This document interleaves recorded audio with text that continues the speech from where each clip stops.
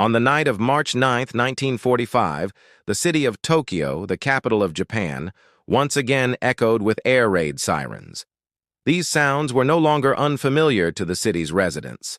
Since November 1944, Tokyo had experienced over 100 air raid alerts. Most people, living in densely packed wooden neighborhoods, had grown accustomed to the sounds and often ignored them, continuing their daily routines amid the darkened, blacked-out capital. For months, they had learned to cope with the ever-present threat of the American B-29 superfortresses, which usually flew at around 30,000 feet, where hardly any bombs hit their intended targets. The American pilots, tasked with high-altitude precision bombing missions, had achieved limited success, and the people of Tokyo gradually developed a false sense of security that they could escape the air raids. However, that night would be different. American strategists, under the command of Major General Curtis LeMay, had planned an unprecedented attack aimed at turning Tokyo into a blazing wasteland and demonstrating America's overwhelming technological, industrial, and tactical superiority. Within 3 hours, 279 B-29s would drop a total of 1,665 tons of incendiary bombs over the Shitamachi district, the most densely populated area of Tokyo, home to around 750,000 people, most of whom lived in wooden and paper houses. American analysts, including experts from the Office of Strategic Services, OSS, carefully studied pre-war insurance maps and surveyed individual buildings to identify the most flammable areas and maximize destructive impact. U.S. preparations did not stop at map studies. They conducted tests on incendiary bombs using Japanese-style house models at Dugway Proving Ground in Utah to evaluate the effectiveness of M69 napalm bombs. These bombs were specifically designed to penetrate Japanese tile roofs, cling to surfaces, and ignite fiercely, impossible to extinguish with water. This was not a routine bombing mission, but a meticulously researched campaign prepared to destroy Japan's ability to continue the war, not only through military force but also through technological and industrial might. The attack was planned at a time when the Pacific War was entering its final stages. After years of fighting, Japan had nearly exhausted all its industrial and human resources. Tokyo, though not yet severely damaged, symbolized Japan's economic and moral strength, and its destruction would send a powerful message. The end of the war was inevitable. Major General Curtis LeMay, who had been sent to Marianas in January 1945 to rebuild the failing strategic bombing campaign, realized that high-altitude precision bombing missions had proven largely ineffective. The 250 MPa jet stream often blew bombs miles off target, while clouds and mechanical malfunctions continuously interfered. LeMay decided to completely change tactics, though doubts about effectiveness and risk remained. He did not even report the plan to General Henry Hap Arnold, his direct superior, to avoid assigning responsibility in case of failure. LeMay's new strategy had 3 key points. Low-altitude night bombing. Instead of flying at 30,000 feet, B-29s would fly between 5,000 and 9,000 feet, reducing radar detection and increasing bombing accuracy. Increased bomb load. By removing most defensive guns, each plane could carry several extra tons of bombs, maximizing destructive power. Use of incendiary bombs instead of conventional explosives. M69 napalm bombs would create widespread firestorms, particularly effective against the wooden and paper buildings common in Tokyo at the time. As for the target, the Shitamachi district, covering 10.1 square miles, was a perfect choice. It was a dense working-class residential area with closely packed houses where fires could spread rapidly. Weather analysis was meticulously calculated. Predicted monsoon winds of 17 to 28 mph would help flames spiral out of control, rendering firefighting efforts nearly futile. Beyond technical and tactical considerations, the attack carried psychological and strategic significance. The Americans wanted Tokyo not only physically destroyed but also mentally shattered, so that Japanese leaders and civilians alike would realize the technological and industrial gap with the United States was insurmountable. If successful, the raid would demonstrate that Japan's ability to resist was meaningless in the face of American industrial power, making surrender inevitable. In the preceding years, Japan had relied on spirit and valor to compensate for material shortages. However, this attack, if carried out as planned, would expose that illusion. U.S. planners understood that to end the war quickly, technological superiority had to be demonstrated decisively on the battlefield, and the destruction of Tokyo would be the most vivid proof. While Tokyo's residents slept or sought shelter in air raid bunkers, B-29 Pathfinder aircraft were already in position overhead, carrying M-47 bombs to mark the X's for the main bombing waves. Each strategic bomber carried about 6 tons of bombs, including E-46 clusters containing 38 M69 napalm bombs, enough to turn the residential area into a vast sea of fire. Although LeMay still had doubts about the plan, he recognized that a final test was necessary to prove the new tactic's effectiveness. This mission was not just about physical destruction, but also about demonstrating America's superior power. Each B-29 represented technology Japan could not counter: pressurized cabins, navigational radar, centralized fire control systems, 2,200 horsepower engines, all combining to create an insurmountable advantage. As the night of March 9th descended, Tokyo had no inkling that its fate was being decided. U.S. officers at the bases checked weather conditions, prepared bombs, and B-29 crews readied themselves for a mission that history would record as the deadliest air raid in human history. Tokyo's residents, unaware of what was about to occur, continued their nightly routines, oblivious to the unprecedented fury above.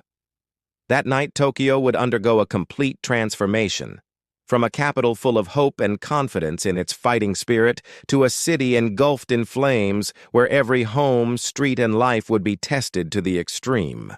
What unfolded in the next few hours would destroy 267,171 buildings, leave over 1 million people homeless, and etch into humanity's memory the lesson that industrialized warfare and mass destruction had become reality.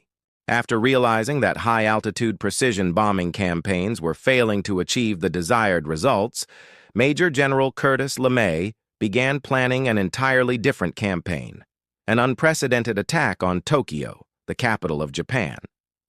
Previous failures, including bombs being blown off target by jet stream winds reaching 250 mph, heavy cloud cover, and aircraft mechanical malfunctions, led LeMay to conclude that the old tactics were ineffective and needed a radical overhaul.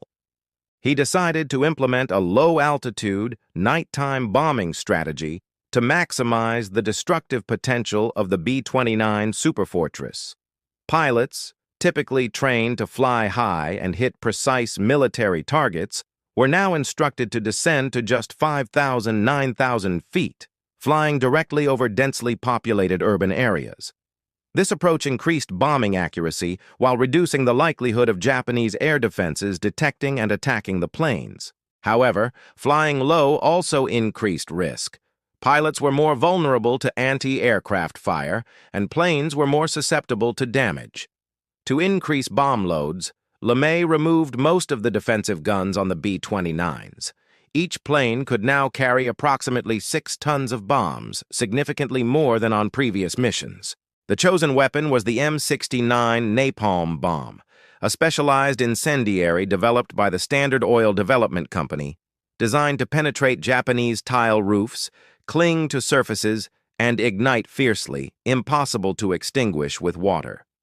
M69 bombs were dropped in E-46 clusters, each containing 38 napalm bombs, creating firestorms capable of spreading rapidly through wooden and paper residential areas. Before executing the raid, American analysts meticulously studied pre-war insurance maps, housing surveys, and urban layouts to identify the most flammable areas.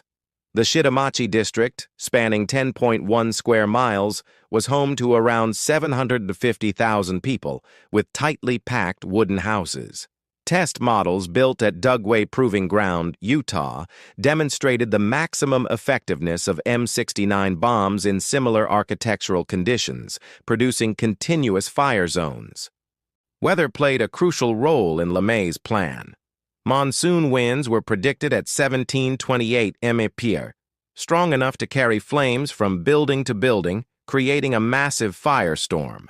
This rendered ground-based firefighting virtually useless. Water from hoses would vaporize instantly upon contact, and fire brigades would be powerless. LeMay also considered the psychological impact of the attack. The goal was not only to destroy buildings and demoralize civilians, but to shatter Japan's fighting spirit, proving that they could no longer withstand America's industrial and technological might. U.S. officers understood that to end the war quickly, American power had to be clearly visible to Japanese citizens, making them realize that the war was lost even before its official conclusion. For execution, B-29 Pathfinder aircraft were equipped with M47 bombs, dropped in an X pattern over the city to guide the main bombing waves. Each Pathfinder was flown by experienced pilots at 7,000 feet, low enough that Tokyo residents could see the crew's faces through the cockpit glass. This not only increased accuracy, but also created a psychological effect, as the planes appeared nearly within reach. The main bomber force followed in 3 continuous waves over 3 hours, dropping M69 napalm bombs via E-46 clusters, forming a massive network of fire. The coordination between the Pathfinders and the main force ensured that individual fires merged into a firestorm, with temperatures reaching up to 1,800 degrees and ground-level winds exceeding 100 mph. This was no ordinary blaze. It became a physical phenomenon where the fire generated its own wind system, sweeping up everything in its path. Although uncertain of the outcome, LeMay proceeded with the plan. He did not even report it to General Henry Hap Arnold, avoiding making his superior accountable in case of failure. This caution reflected the campaign's seriousness and risk. Each B-29 became a symbol of America's technological superiority, so advanced that Japan could not respond. Pressurized cabins, navigational radar, centralized fire control systems, and powerful engines created an unbridgeable technological gap. At the time, Japanese defenders were unaware of the campaign's scale. They were accustomed to frequent evacuations and air raid drills, not realizing that this would be a decisive attack capable of destroying entire neighborhoods and turning Tokyo into ashes. Defensive measures such as anti-aircraft guns, fire brigades, and shelters were almost useless against the combined destructive power of strategy, incendiary bombs, and weather conditions. That night, the B-29 crews embarked on a mission etched into history, not merely attacking a city, but redefining modern warfare, where industrial, technological, and strategic power combined to achieve maximum destruction. War was no longer simply a confrontation between armies. It became a struggle of production capacity, science, and strategy, where each bomb, each plane, and each person was part of an industrialized system of destruction. With meticulous preparation of tactics, weapons, weather, and psychological impact, the Tokyo raid was destined to deliver a comprehensive shock to Japan. American analysts believed that within hours, tens of thousands would die, over 1 million would be left homeless, and most traditional wooden neighborhoods would vanish. They also understood that this devastation would force Japanese leadership to recognize their helplessness before American power, paving the way for final surrender without the need for a direct ground invasion. The combination of napalm bombs, low-altitude tactics, weather, and urban terrain exemplified a new type of warfare, industrial war, where technology and production completely dominated the battlefield. B-29s were not just aircraft. They were symbols of American economic and technological power, sending a clear message: resistance would only lead to total destruction. As night fell and Tokyo sank into darkness, residents still believed in relative safety. They had no idea that the sky above concealed a meticulously prepared fury, a campaign combining every technological, scientific, and tactical resource to prove that their resistance was now futile. The following hours would determine the fate of hundreds of thousands of people, the entire city, and engrave in history a lesson on the power of industrialized warfare and comprehensive strategic destruction. The night of March 9, 1945, marked a turning point in world aviation history. With new tactics, napalm bombs, and the B-29 Superfortress, the U.S. prepared the largest test of destructive power and psychological strategy. This was not merely a military mission, but a transformation of modern warfare, where engineering, production, and strategy combined to decide victory, no longer dependent on courage or traditional fighting spirit. As American pilots took off, they were not just carrying out a mission. They were on a mission to make Tokyo a symbol of technological and industrial dominance, and to etch into the world's memory that modern war is industrialized destruction, where the power of production and science determines everything. At 12:08 a.m. on March 10, 1945, the skies over Tokyo welcomed the leading B-29 Pathfinder aircraft flying at 7,000 feet, low enough for residents to see the pilots' faces through the cockpit glass. The Pathfinders dropped M-47 bombs in an X pattern over densely populated residential areas near the Sumida River, including the Kato and Chuo districts. These marks served as navigation guides for the main waves of bombers, ensuring the bombs struck the most flammable areas, maximizing the spread of fire. The Pathfinder pilots were highly experienced experts, trained for low-altitude night flying, capable of evading anti-aircraft defenses and maintaining precision under difficult weather conditions. They understood that even a small error could derail the entire operation, causing bombs to hit non-target areas or risking the loss of their aircraft. However, their experience and meticulous preparation allowed them to perform with unprecedented accuracy. Immediately afterward, the main force of 279 B-29s began dropping bombs in 3 successive waves over roughly 3 hours. Of the 334 B-29s assigned, 279 completed the mission. Each plane carried about 6 tons of bombs, mostly E-46 clusters containing 38 M69 napalm bombs, specifically designed to penetrate Japanese tile roofs, cling to surfaces, and burn uncontrollably, resistant to water. Within the first 30 minutes, small fires from individual houses began to merge, forming a massive firestorm. This was a unique physical phenomenon. Temperatures reached 1,800 degrees, 980 degrees, and ground-level winds exceeded 100 mallarmi, creating powerful gusts capable of sweeping up everything in their path. Flames spread rapidly, engulfing entire neighborhoods and turning streets into rivers of fire. Later survivors described horrifying scenes. Clothing, tatami mats, and household items were blown through the streets. People trying to escape were engulfed in flames, even children running through the fire. Haruyo Nihei, then 8 years old, recalled, "A strong wind blew through the shelter. When I stepped outside, everything around me was fire. Clothes, tatami, everything flew down the streets like a river of flames." Stories like Haruyo's were corroborated by multiple sources, highlighting the catastrophic physical and psychological impact. Yoshiko Hashimoto, a 24-year-old mother, witnessed the devastation firsthand. She survived with her young child but lost her parents and sister.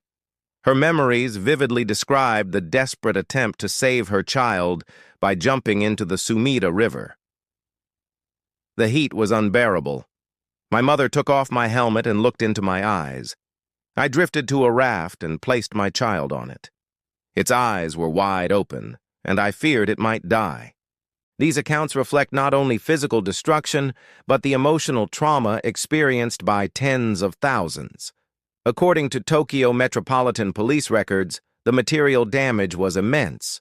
267,171 buildings destroyed, 1,905 people, Rendered homeless, 15.8 square miles of the city completely burned, estimated 83,793 deaths, with actual figures possibly up to 100,000. Firefighting efforts were nearly powerless against the firestorm. Reports from the Tokyo Fire Department indicate 96 fire engines destroyed, 88 firefighters killed, 37 missing, and water vaporizing before reaching the flames, clear evidence that the city was defenseless against the combined power of American tactics and weapons. The destruction extended beyond the ground. B-29 pilots observing from above were also astonished. Major Thomas Power, commander of the 314th Wing, described, "The entire city below us looked like a boiling tar pot, flames erupting fiercely beyond imagination. The Americans called it a firestorm, where fires generated their own winds, consumed oxygen, and produced extreme heat, rendering firefighting and evacuation futile. The firestorm not only killed tens of thousands, but also devastated infrastructure and industry. Many small factories were completely destroyed, industrial output plummeted, transportation and electrical systems were severely damaged. Mitsubishi Aircraft Engine Works, though not directly hit, halted production as 60% of its workers were dead or homeless, and subcontractors were destroyed. Japanese officials quickly recognized their helplessness against the firestorm. An Imperial General Headquarters report dated March 15, 1945, stated, estimated casualty ratio of 36.1 compared to U.S. forces. 50.8 kilometers area destroyed with 1,765 tons of incendiary bombs. No effective means of resistance. These figures demonstrated that Japan's combat capacity had been thoroughly weakened. Military leaders began to understand that even atomic bombs were unnecessary to prove American superiority. Conventional incendiary raids alone were sufficient to make Japan realize defeat was inevitable. Nevertheless, some leaders still clung to the belief in continued resistance.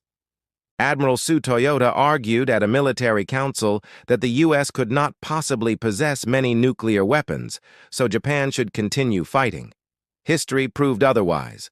The incendiary raids alone had already destroyed Japan's capacity for war, making any hope of counterattack futile. U.S. efforts were aimed not only at material destruction, but also at shattering Japanese morale. Survivors, from children to adults, described horrifying scenes: flames everywhere, thick smoke, constant explosions and bombing, and the helplessness of witnessing thousands around them being burned alive. This created a dual impact, physical and psychological damage simultaneously, ensuring that Japan no longer had faith in victory.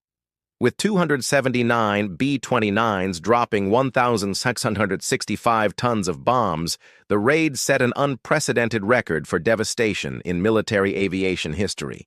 Tokyo became a symbol of American industrial power, technological superiority, and tactical dominance, vividly demonstrating that the era of modern, industrialized warfare had arrived. Survivors witnessed a city vanish within hours, realizing that courage and resilience alone could not withstand industrial might. Smoldering ruins, orphaned children, bereaved families, and millions of displaced persons became tangible proof of modern war's destructive power, where technology, strategy, and production combined to create unprecedented disaster. The firestorm also raised ethical questions, as civilian casualties far exceeded any military objective. Strategically, however, the U.S. achieved its goal of psychological and operational dominance.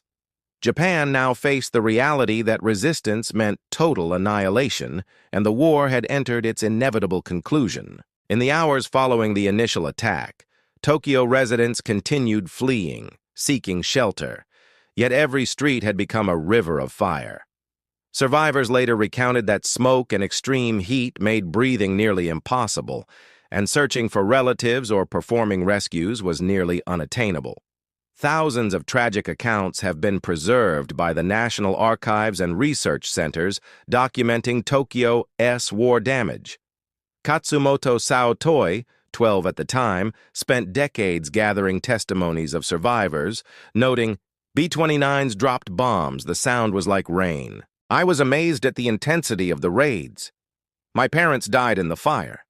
For survivors, the post-war period seemed endless. These stories highlight the long-term impact of the firestorm, both physically and psychologically. Japanese authorities, including the Tokyo Metropolitan Police and Fire Department, documented detailed losses. 96 fire engines destroyed, 88 firefighters killed, 37 missing, 1,805 people left homeless, many residential areas completely burned, 267,171 buildings destroyed, 15.8 square miles turned to ash, human casualties. 83,793 confirmed dead, estimated over 100,000. The fire spread so rapidly that water from hoses vaporized on contact, rendering rescue efforts futile. Roads were destroyed, and chaos spread across the city. Victims fled across rivers, canals, or sought temporary shelters, yet many still burned or suffocated. From the American perspective, pilots were shocked by the scale and effectiveness of the destruction. General Curtis LeMay later admitted that the damage exceeded imagination, acknowledging, "If we had lost, all of us would have been tried as war criminals." This recognition reflected the moral weight and responsibility inherent in the campaign. The Tokyo firestorm not only killed and destroyed property, but also crippled industrial capacity. Small factories and workshops were destroyed, workers were killed or left homeless, leading to a 50–70% drop in productivity. Railways and transport systems were paralyzed, electricity dropped by 73%, and key production facilities like Mitsubishi Aircraft Engine Works were forced to cease operations. These losses made it impossible for Japan to restore its war-making capability in the short term. Japanese military reports later confirmed that no effective measures remained to counter B-29s.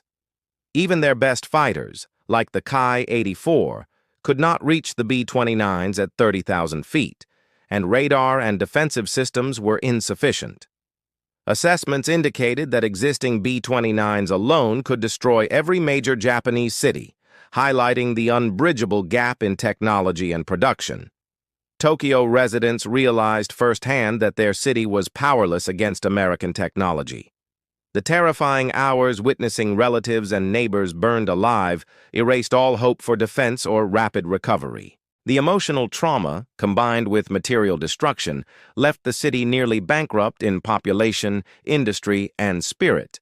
This firestorm was not only a humanitarian tragedy, but a strategic turning point. Japanese leaders, from Emperor Hirohito to military generals, began recognizing that long-term resistance was impossible. Documents and diaries indicate that Hirohito was shocked when visiting Tokyo on March 18th, declaring that the war must end as soon as possible. This confirmed that the raid had altered Japan's leadership perception of wartime reality. Subsequent attacks on Nagoya, Osaka, Kobe, and other cities followed in the days after, destroying an additional 178 square miles of urban area and killing or injuring 300,000–400,000 civilians. B-29s demonstrated that no place in Japan was safe, and major cities were vulnerable to destruction. Survivors of these raids carried decades-long psychological trauma. Research centers like the Tokyo Raids and War Damage Center collected thousands of eyewitness accounts to preserve the memory of the disaster. These narratives underscore that the war had become a nationwide experience, with everyone confronting unimaginable devastation. Strategically, the raids demonstrated America's overwhelming industrial and technological power, setting the stage for the war's conclusion without a ground invasion. By destroying residential and industrial areas entirely, the U.S. forced Japan to confront the futility of continued resistance.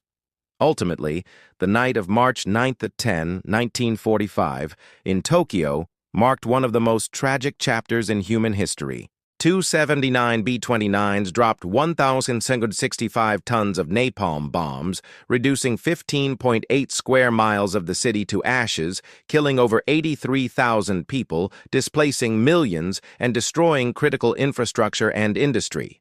The catastrophe represented not only material losses, but also Japan's strategic, psychological, and industrial collapse, making the end of the war inevitable. Immediately following the night of March 9, 1945, the aftermath of the Tokyo firestorm rapidly spread, leaving profound impacts on human life, industry, society, and military strategy.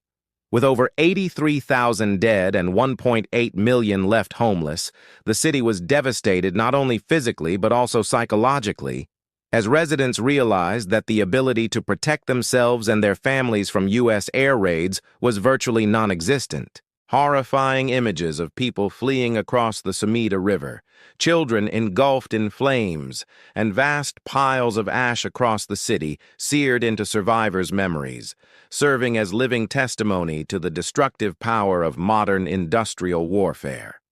Emperor Hirohito, upon inspecting Tokyo on March 18th, experienced an unprecedented psychological shock. According to the diary of Maris Kido Kochi, custodian of imperial records, the emperor recognized that the population faced not only war, but the threat of total annihilation. The 6-hour inspection through completely destroyed districts led him to reconsider continuing the war and to seek avenues for peace. This shift marked a pivotal turning point in Japanese policy, moving from a mindset of fighting to the end toward the realization that continuing the war would result in the nation's total destruction. The response of military leaders also painted a grim picture of strategic hopelessness. A report from the Imperial General Headquarters on March 15, 1945 stated, "The enemy can destroy all our major cities with their current stockpile of bombs. No effective defensive measures exist." Even steadfast officials like Admiral Su Toyota believed that the U.S. could not possess many nuclear weapons, so Japan should continue fighting. Yet battlefield realities showed that with B-29s and napalm alone, the U.S. had already achieved near-total destructive capability, making confidence in Japanese victory unrealistic. The consequences for industry and infrastructure were equally catastrophic. Small factories, production facilities, and roads were destroyed, paralyzing 50–70% of industrial output.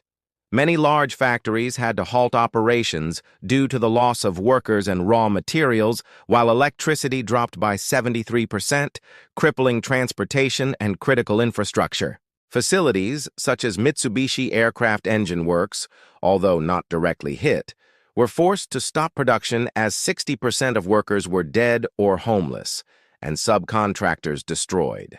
This devastation severely reduced Japan's ability to sustain war, demonstrating that modern warfare was as much a battle of industry and production as of military engagement.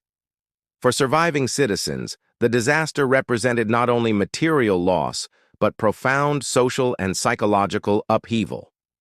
Millions were left homeless, families torn apart, and orphaned children struggled to survive. The Tokyo Raids and War Damage Center, founded by Katsumoto Sayotoi, collected thousands of victim testimonies to preserve the memory of the catastrophe. These accounts underscore that the war affected the entire population, making everyone a direct witness to the destructive power of American technology. Subsequent attacks on Nagoya, Osaka, Kobe, and other cities in March 1945 further demonstrated the overwhelming power of the B-29s. In less than 2 weeks, tens of square miles of urban area were destroyed, with hundreds of thousands killed or injured. The campaign extended beyond Tokyo, becoming a systematic campaign of destruction, forcing Japan to recognize that no city was safe and that restoring war capability in the short term was impossible. From a strategic perspective, the U.S. achieved a dual objective: destroying industry and breaking civilian morale. The Tokyo raid not only killed tens of thousands, but also crippled production and transportation while pressuring Japanese leaders to seek peace. U.S. strategic documents, including the U.S. Strategic Bombing Survey, confirmed that incendiary bombing significantly influenced Japan's decision to surrender, proving that continued resistance was futile. Awareness of technological and production gaps also became starkly clear. Japan could not produce enough aircraft to counter B-29s. Fighter planes could not reach the required altitude. Radar and defensive systems were insufficient. Meanwhile, each B-29 represented superior technology, from pressurized cabins and centralized fire control to radar navigation and 2,200 horsepower engines. This demonstrated that even conventional weapons alone allowed the U.S. to establish an overwhelming advantage Japan could not bridge. Japanese leaders began seeking opportunities for peace even before the atomic bomb appeared. Foreign Minister Shigenori Togo sent secret messages to the Soviet Union requesting mediation, and Prince Kono Fumimaro warned the emperor about the risk of communist revolution if the war continued. The Tokyo firestorm intensified this sense of urgency, forcing Japan to recognize that defeat was inevitable and that any further resistance would lead to total annihilation. Another symbol of the campaign's strategic and psychological impact was Admiral Takajiro Onishi, founder of the kamikaze program, who chose to commit suicide on August 16, 1945, the day after the emperor's surrender announcement. His diaries and letters revealed that he understood that air raids and atomic bombs had ended Japan's war-making capacity and that resistance against the U.S. was hopeless.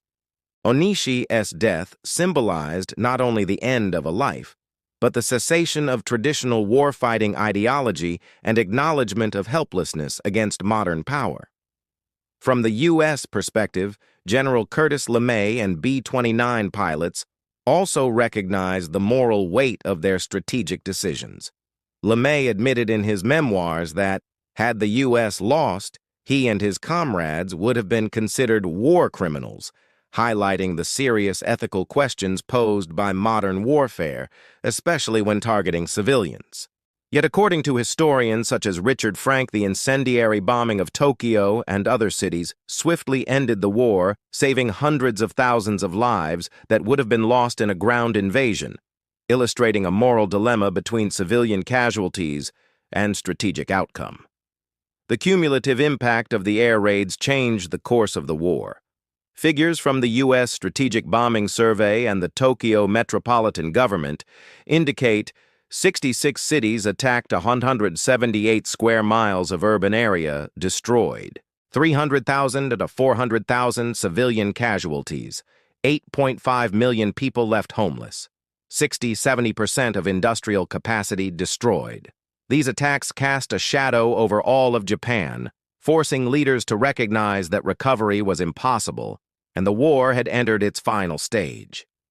Notably, while Hiroshima and Nagasaki received prominent attention in museums and international recognition, the Tokyo disaster is relatively less remembered. The Tokyo Metropolitan Government maintains a small memorial, and private research centers such as Katsumoto Saotoi's preserve victim testimonies, but comparisons with the atomic bombings have overshadowed the incendiary raids, despite equal or greater casualties and destruction. Ultimately, the Tokyo raid was not only a military operation, but also a lesson in industrial, technological, and tactical power in modern warfare. It demonstrated that war was no longer solely about courage and spirit, but also about production capacity, destructive capability, and civilian morale. When Emperor Hirohito inspected the devastated districts, he saw clearly that resistance would lead to annihilation. The B-29s had not only incinerated the city, but also destroyed any illusion that Japan could continue the war. In the eyes of leaders, civilians, and historians, the Tokyo firestorm symbolizes industrialized warfare, where technology and production surpass fighting spirit, and the survival of a nation depends on its ability to withstand modern power. This attack reshaped understanding of war, ethics, and strategy, serving as a turning point toward the conclusion of World War II in Asia. The Tokyo firestorm on the night of March 9–10, 1945, was not only a humanitarian disaster, but but also left a lasting strategic, ethical, and historical legacy. While Hiroshima and Nagasaki are often remembered in public consciousness and peace museums, the incendiary bombing of Tokyo remains a relatively unrecognized nightmare, despite causing more deaths than both atomic bombs combined and destroying a larger urban area than any other campaign in human history. One of the most significant legacies was its transformation of perceptions about modern warfare. Before Tokyo, many Japanese leaders and civilians believed that courage, loyalty, and fighting spirit could compensate for deficiencies in industry and technology. However, the firestorm demonstrated that bravery alone could not withstand superior technology and massive production capacity. Tokyo, a densely populated city with wooden and paper neighborhoods, became a symbol of helplessness in the face of industrialized war. Historians and authors have noted that this attack showed Japan had lost the chance for victory even before atomic bombs were deployed. Katsumoto Saotoi, who devoted his life to studying the aftermath of the air raids, stated, "The Tokyo firestorm demonstrated that there was no way to resist American technology. Even before the atomic bombs, Japan had already lost." This assessment is confirmed by the U.S. Strategic Bombing Survey, which concluded that the incendiary campaign played a decisive role in forcing Japan to recognize defeat. From a humanitarian and ethical perspective, the Tokyo firestorm exemplifies modern warfare and war crimes.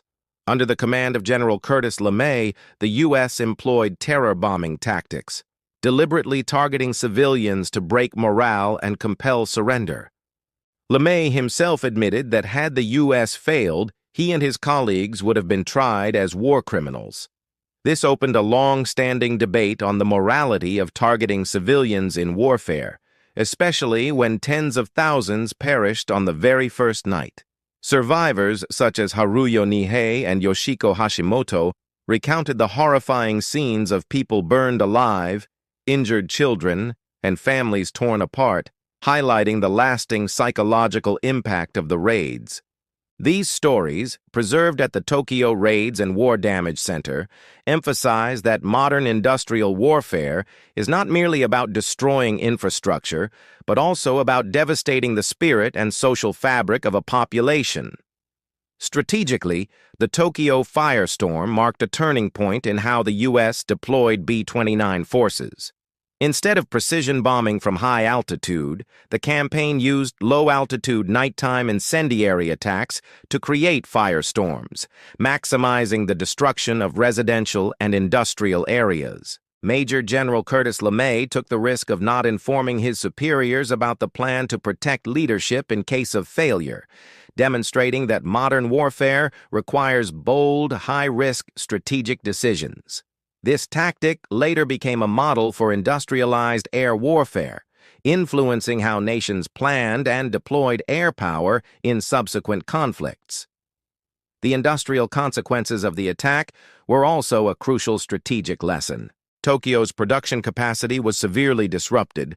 Many factories ceased operations, transportation networks were destroyed, and electricity was drastically reduced. The destruction of industry and infrastructure showed that U.S. air and industrial power could end Japan's war-making ability without a ground invasion. This was a pivotal strategic move, demonstrating that industrial warfare and civilian-targeted destruction could force surrender before ground combat was fully necessary. Psychologically, the firestorm altered the Japanese population's perception of the war. Millions were left homeless, lost family members, and witnessed the city's total devastation. This experience, along with the emperor's inspection, lowered morale and increased the demand for peace and the end of the conflict. Japan began seeking Soviet mediation, and by mid-1945, leaders realized that continuing the war would only lead to total annihilation. Another aspect of the legacy is historical recognition and public memory. The Tokyo firebombing lacks the prominent peace museums of Hiroshima or Nagasaki and is often overshadowed by the atomic bombings. Yet, academically, the attack caused greater casualties and urban destruction than either atomic bomb. This has sparked historical debate about why one of the greatest humanitarian disasters of the war remains relatively obscure. Some historians, like Michael Sherry, classify it as a campaign of terror bombing, while others, such as Richard Frank, emphasize that it shortened the war and saved hundreds of thousands of lives, creating a profound ethical paradox. The Tokyo firestorm also shaped military strategy for future generations. Lessons on the importance of industry, technology, and modern air tactics are thoroughly studied in military academies worldwide. Later campaigns, from the Korean War to the Gulf War, learned from the wide-scale destruction and psychological impact of industrialized warfare.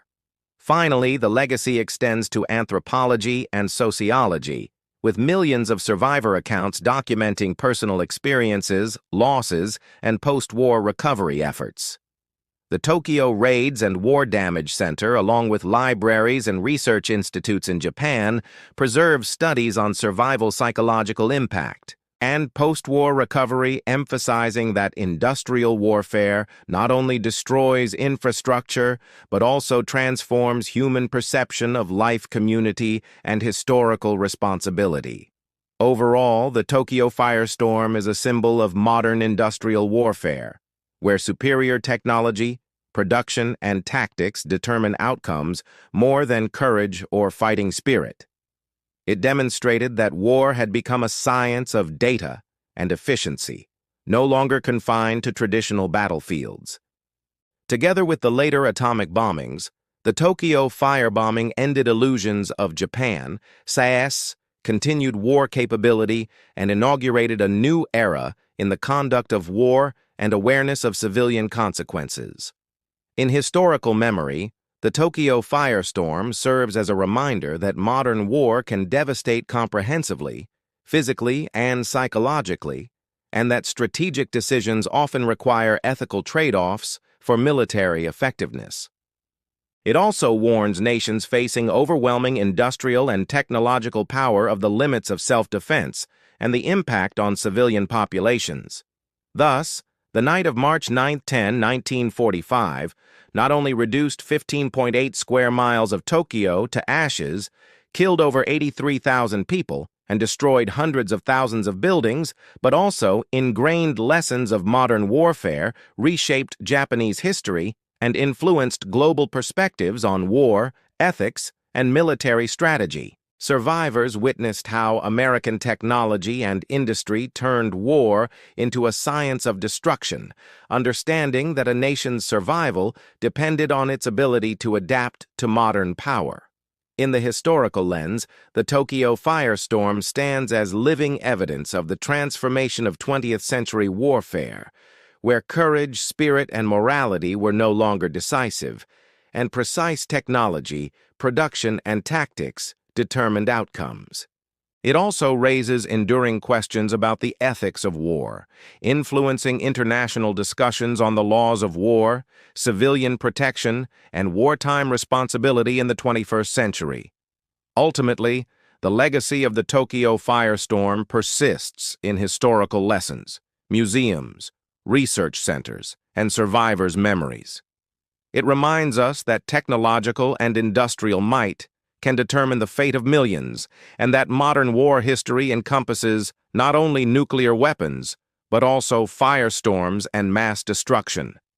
Tokyo 1945 proves that when an enemy can annihilate a city at will, war is effectively over, and national survival becomes the supreme priority.